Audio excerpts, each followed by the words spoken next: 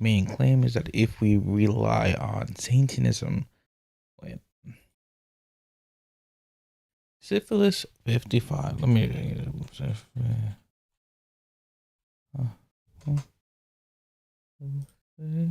Okay, there you go. Give me a minute.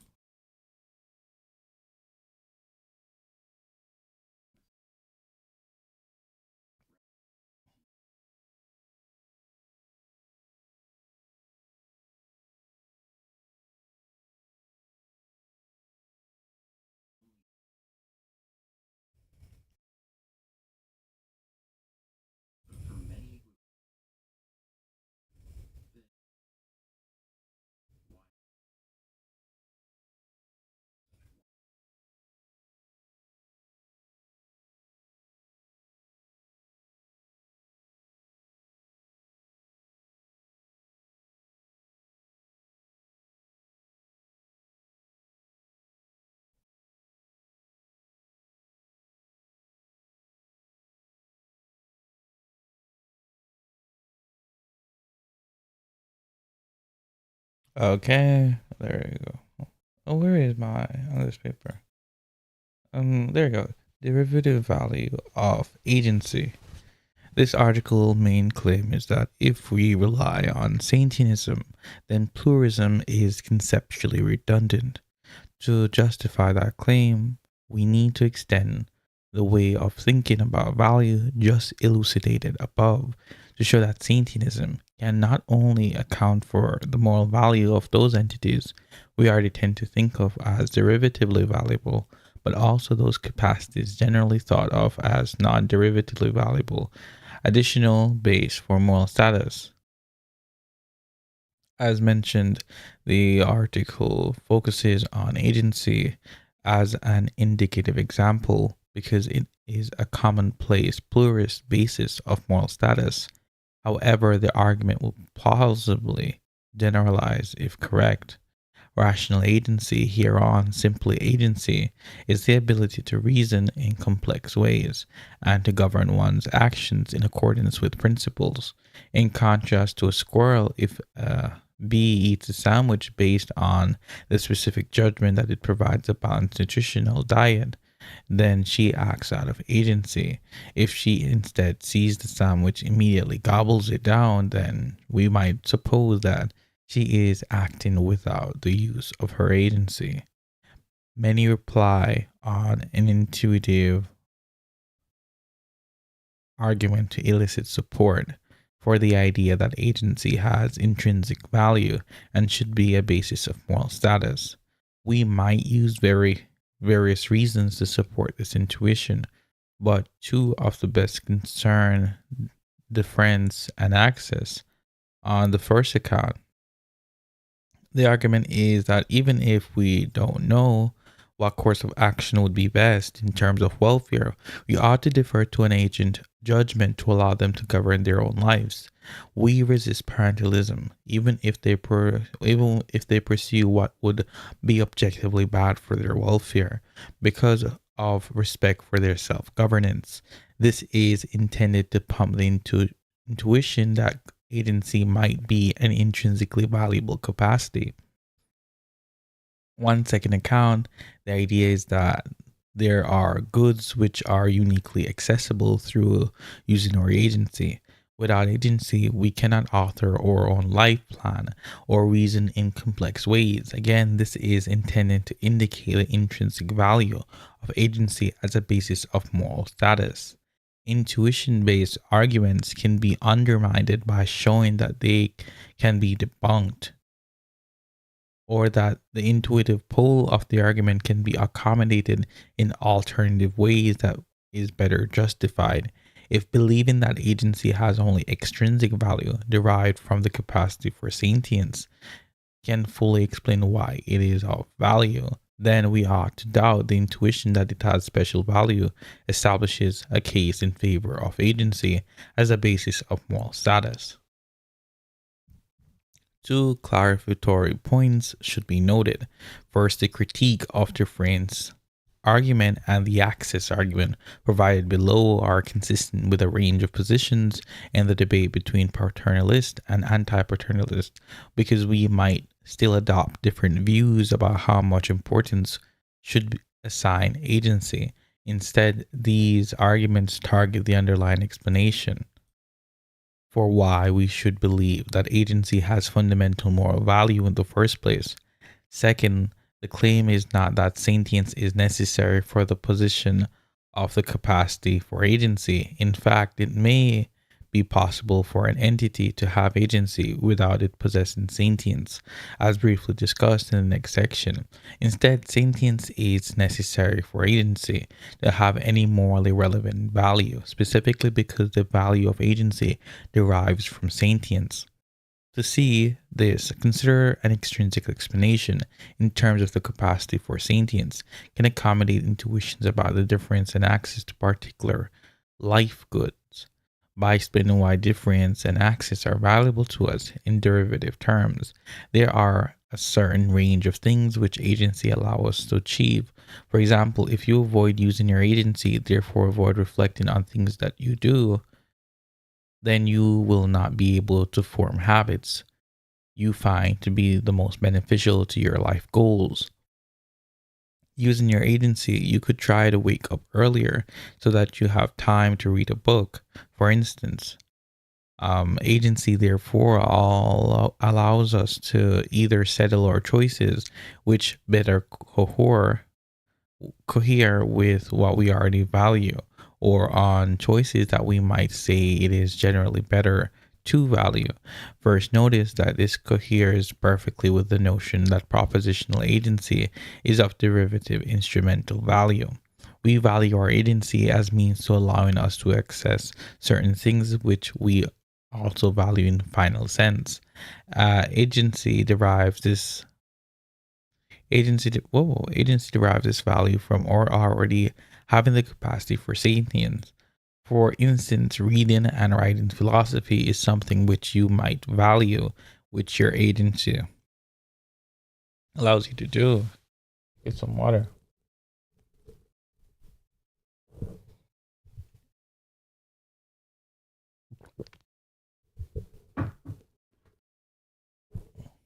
Okay. For instance, reading and writing philosophy is something which you might value, which your agency allows you to do. But valuing agency in this case is both instrumental to the goal and of derivative value. It is conditional on your sentience, which allows you value the goods that agency allows you to access to. If you lack a capacity for sentience and only have the capacity for agency, your ability to access certain goods no longer seems valuable. The goods are things you have access to, not things that access to what? If you lack capacity for sentience and only have the capacity for agency, your ability to access certain goods no longer seem valuable. The goods are things you have access to, but not things that can change any mental states you experience, since you would not experience anything. What of difference? On the derivative instrumental explanation, we defer to a particular person's judgment, not because we ought to respect the intrinsic value of their agency, but because we ought to respect that their agency or their agency allows them to live their life in ways that we experience to be valuable. Notably, it is not necessary to say that someone must reflectively value their agency for it to to have derivative instrumental value. I be if B just went about her day without endorsing the value of her agency, we can still claim that B values her agency insofar she uses it to achieve things that she does value.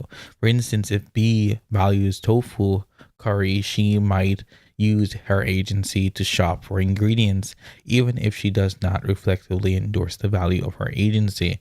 To be sure, we should hold the value her agency, whether directly or indirectly, insofar as it helps her to achieve what she values. Example, making tofu curry.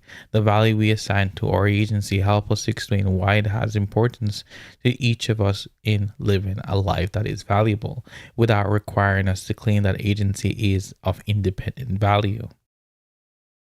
While the above argument may show that agency has derivative instrumental value, they do not yet establish the derivative final value of agency. Discussing this further points demonstrates why the version of sentience offered here diverges considerably from which is offered by classical utilitarians, for whom the experience of happiness alone is the final good. However, a more nuanced view of the value of agency also allows for a more adequate understanding of it. If we can account for the final value of agency in terms of sentience, then sentientism will be enumerated enough to accommodate a range of theories and moral concepts down the line, not just utilitarian ones, helping to show how extraordinary powerful this version of monoism is, and making pluralism redundant. Recall that explanation. Recall that explaining the derivative value of a property requires us to focus on the essential features of the property, appreciating and admiring them for their own sake. Agency appears to have the value to us in the sense precisely because the sentience of persons must be interpreted in terms of their possession of agency. Recall that one monistic account we're focused on interpreting the underlying capacity sentience in different ways depending on the capacities of the being in question, because those capacities shape and determine our moral salient interest. In one word, our possession and use of agency is a core component of what it means for us to experience the world and value things using our sentience. It follows that the position of agency is a constituent part of what it means to be a person. Because of this, it seems plausible to claim that many of us experience our own agency and the agency of others as means of final value. As many have argued, agency is a valuable component of what it means to live a fulfilled human life. But this fact also holds irrespective of what the capacity can do for us. Consider the complex form of self-governance that possessing the capacity for agency permits us. Each of us can be our own part authors of our own lives. We value this for its own sake, insofar as we value possessing the knowledge that things can be different if we so choose. We appreciate the range of options this makes available, and we respect and admire self-governance acts. None of these form of value requirements agency to contribute to separate or further ends. For example, you might continue in a romantic relationship which you are uncertain about, while appreciating the knowledge that you can choose to leave if you want to. Whether or not leaving would be good for your welfare, and your friends and family may respect and admire this self-governance choice for its own sake, whether or not they believe it would be good for you. Either similarly, there are forms of knowledge and understanding which we wouldn't be able to access without our agency. This can elicit a sense of awe which can only be meaningfully understood in derivative final terms. The capacity for agency seems valuable for its own sake, not simply because it provides us access to these goods, but because we prize the way in which it shapes how we experience and understand the world, and different our life would have been without it. Although the above argument does not decisively prove that agency has derivative final value, a well-known thought experiment helped to demonstrate this prima facie plausibility of this claim. Logic, experience machine. Once you are plugged in, the experience machine is programmed to simulate any experiences that you want. it too, such as successfully pursuing a dream career, raising a loving child, or perfecting your skills at cooking delicious tofu curries. While you're plugged in, you'll think it's all actually happening, but these experiences would lack the working through of a life plan which expresses the will of the individual in question. In the experience machine, you engage in neither the role of architect of your own life by planning how you will pursue your ends, nor in the role of a builder, but by following through with what the execution of those life plans. Both are essential to the final value. Arguably, many other animals also possess unique capacities of derivative final value, which are constitutive components of what it means for them to live a valuable life with the capacities they possess too. A form of intentional agency may be among those valuable capacities worth moral regard. See Wilcox 2021 and Haley Pepper 2021, or capacities for agency. In all likelihood, most of us would reject the opportunity to permanently plug into the experience machine because we assign some value to the capacity for agency, which is irreducible to any further end to which it contributes. A final live through experience machine would be a life that misses out on the unique derivative final value of exercising the capacity for agency, rather than conceding that this more modest explanation of the value of agency. A pluralist might object to that. These arguments identify as the intrinsic value of agency. This conclusion would be mistaken. Recall that the intrinsic value of a property identifies the location of the value of that property, not how and why the property is valued. In other words, if agents our agency had intrinsic value, the value of it would be resided in it, not in the value of sentience. To make the claim that agency is intrinsically valuable, we must bridge an epistemic gap from the claim that agency is valuable intrinsically. This is because claiming that agency has intrinsic value requires us to assess the value of agency from the outside, independent of our ability to experience things as valuable at all, and yet it does not seem plausible to think we can easily bridge this gap.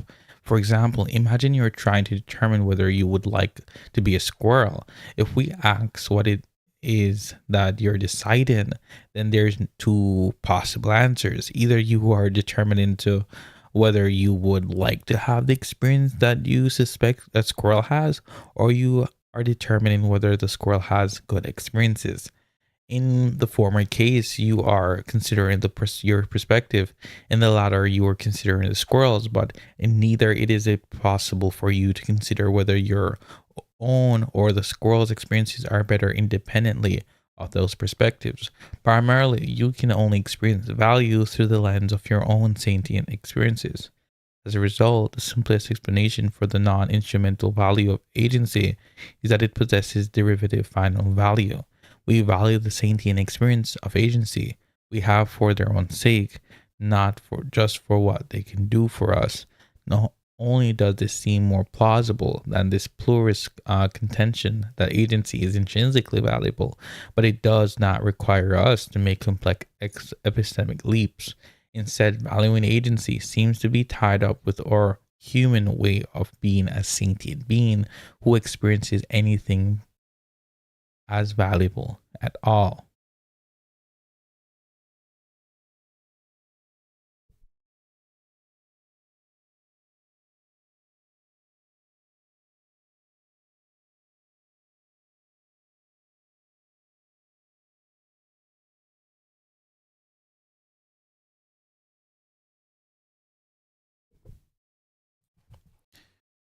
The Kantian regress argument. With the above in mind, it is worth concluding this section by responding to one final argument that the pluralist moral status might raise, the Kantian regress argument. Doing so will also guide us to think about agency role in more general account of value. This will in turn help us to demonstrate why the above argument plausibly generalized. You might argue that we cannot be sure of intrinsic value of sentience either. There is insufficient space to address this challenge in full here, but recall that the article claimed that sentientism is the most plausible account of moral status among alternatives, since sentience play a fundamental role in the overall structure of value. The idea that sentience has intrinsic value and other capacities do not, in particular, do not is another value capacities do not is particularly possible. Okay. There are two sides to the Kantian regress argument. First, it claims that an object, event, activity, etc. is morally valuable because we choose to value it. It is the reflective endorsement of some value that explains the source of its value. For instance, if writing philosophy articles is of value, then we could explain or can explain why by regressing back through explanations eventually. The thought is we will land on agency as a non-derivative explanation for their value, because philosophers choose to write them and read them. The other side of this argument seeks to claim that agency is the basis for all moral relevance. According to Kantian moral theorizing, agency concurrently. First time hearing that word, concurrently. I want to look that up. Concurrently. At the same time, simultaneously. Okay. That makes sense. Yeah, makes sense. Where am I? Concurrently generates normativity. At the same time, simultaneously generates normativity. It is not just, but others that also act in accordance with what they rationally decide. This being so, we can only form a community of moral legislators and only have moral norms if we have the capacity for moral agency.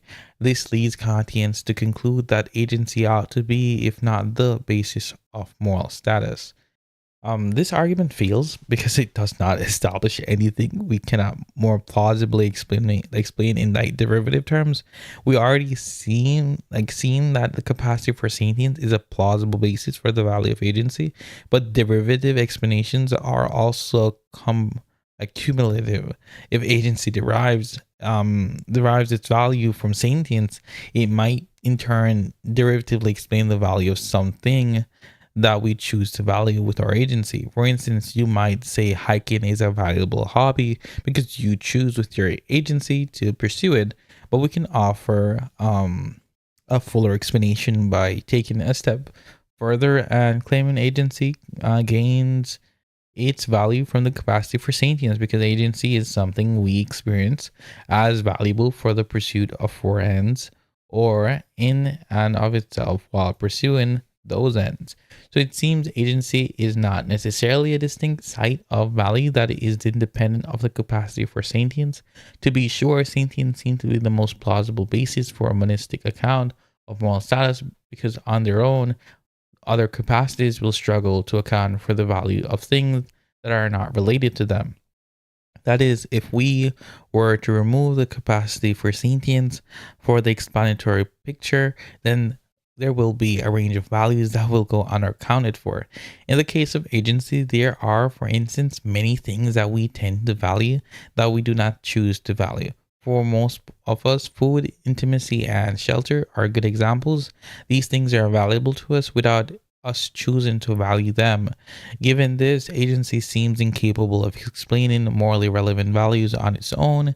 Agency therefore neither fully explains why things are of value to us, nor singles out why they are valuable in a distinct way. This reasoning generalizes to a range of potential additional bases for moral status. If, as a reader, you are still skeptical of this idea, apply the following test. Attempt to explain moral value and moral status after removing sentience from the explanatory picture, and thereby making no reference to any individual's value leading experiences. Consider, for example, a being such that supercomputers HAL hail from the movie 2001 Space Odyssey. Imagine that HAL possesses agency but lacks sentience.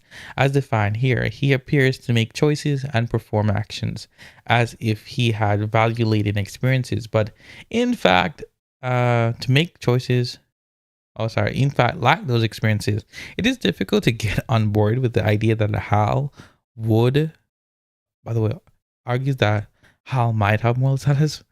Um, but he also seems to implicitly attribute validating experiences to Hal. In other words, he does not generally apply the test discussed in this paragraph.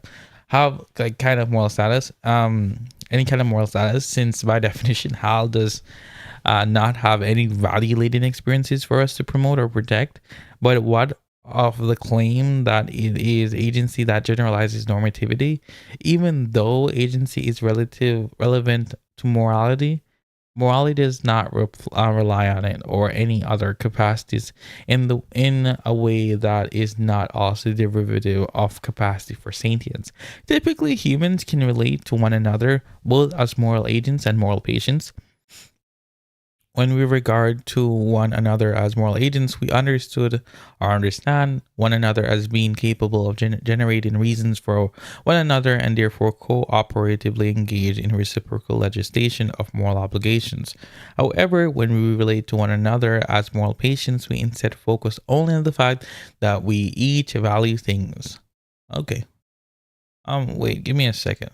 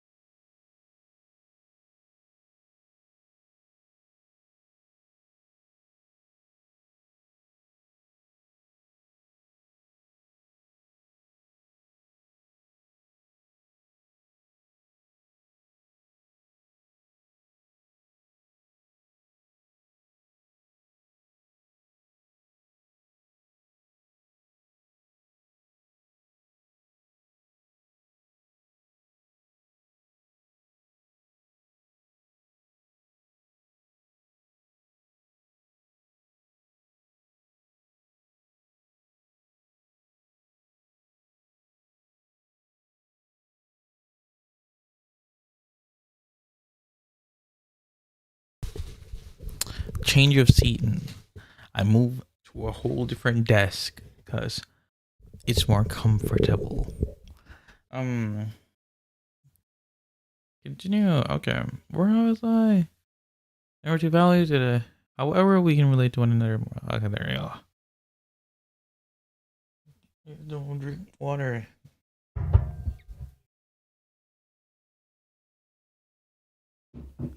Okay. We instead focus only on the fact that we each value things. If Jack and Jill, Jack, what? Jack and Jill. Okay, what do I feel like I've heard those names before. Anyways, if Jack and Jill are relating to one another, these two scents are intertwined. For instance, if Jack asks Jill to promise that she will go up the hill, oh my god, is this rhyming? Jack and Jill make a promise to one another. Jack and Jill obligated not to go up the hill. And then, anyways, if Jack asks Jill to promise she will go up the hill with him, Jack is requesting that Jill bind herself to an obligation to go up the hill. Kant was, of course, right that this reciprocal legislation is therefore a huge moral importance, but he was wrong to think that it is agency that explains the fundamental basis of it. As we have seen, this is because the capacity for sentience can account for why reciprocal aid legislation and indeed following moral obligations of any sort is valuable. Reciprocally legislating together help us to better achieve what we value and what we need not posit that there is a separate basis of moral status to acknowledge this. Whilst most other animals are not moral agents in the same way as humans are, they are moral patients because they experience things as valuable. This does not make agency or any pluralistic candidate basis for moral status morally irrelevant, but its relevance does depend on the capacity for sentience. Moral agency may be necessary to recognize obligations, but the obligations are grounded in common features about the moral patients. They do not derive from agency. In other words, it is the capacity for sentience which has explanatory primary in the accounting of why moral agents have obligations to moral patients. The moral relevance of what is downstream of the capacity of sentience is derivative of the capacity for sentience. The monistic gauntlet. Boom. We ought to reject pluralism in favor of Sentianism because Sentianism can offer a robust, powerful explanation for the value for a range of morally relevant entities, properties, and capacities, and it does while requiring us to adopt just a single basis for moral status. However, a pluralist might still argue that pluralism results in more intuitively pleasing implications. This final section argues that it does not follow. Sentianism has implications that can accommodate or assuage pluralist intuitions, and in implausible though revisionary ways. What follows from adopting Sentianism is best explained by reconsidering the two main motivations for pluralism discussed in section 2. Sentianism has sufficient explanatory power to overcome these concerns. Dog versus human? I don't know. There's no water. Some non-human animals exercise some degree of moral agency, but the moral relevance of these needs interpreted in unique ways. Because it can account for variations in this kind, range, and degree of interest difference moral patients possess, we can use a monistic assessment to explain both soft monistic distinctions between diverse kinds of beings and to answer comparative questions about which beings' interests take precedence in moral conflicts.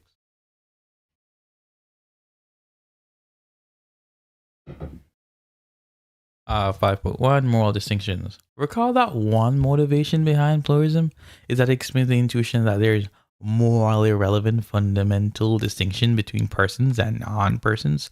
According to pluralism, more than one capacity grounds moral status, so we can readily distinguish between persons and non-persons according to like whether they possess some further intrinsically valuable capacity, such as rational agency.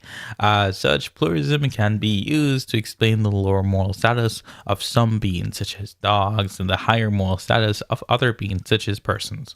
In contrast, Sentientism argues that a morally fundamental pluralistic distinction between persons and non-persons cannot be justified because any capacity that this might be based on, such as agency, is in fact derivatively valuable. However, we might nonetheless adopt a soft monistic distinction grounded in derivative reasons.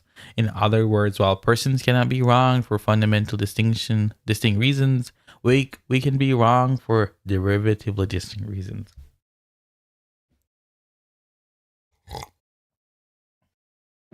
Nice. Much like other animals, the derivative distinctness of a person sentience is no different from the derivative distinctness of the sentience of other animals. As such, a soft distinction does not amount to holding that sentience comes in higher or lower forms. As Mill 1863 2001, chapter 2, suggests, as some pluralists intend to imply with a sentience plus view, where Mill focuses on hierarchy of pleasures. The view offered here simply focuses on differences in the kind of capacities different beings have. This allows us to make better sense of the distinctness of both humans and non-human animals' lives in terms of their distinctive experiences. Two, for instance, because persons possess rational agency, you can wrong them by limiting their freedom in significant ways.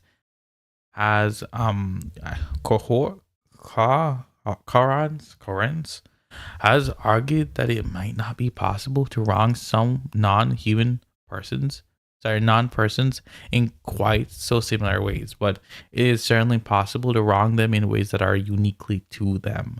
For instance, we wrong birds when we install windows that reflect the sky on buildings. they That's sad. I'm not laughing.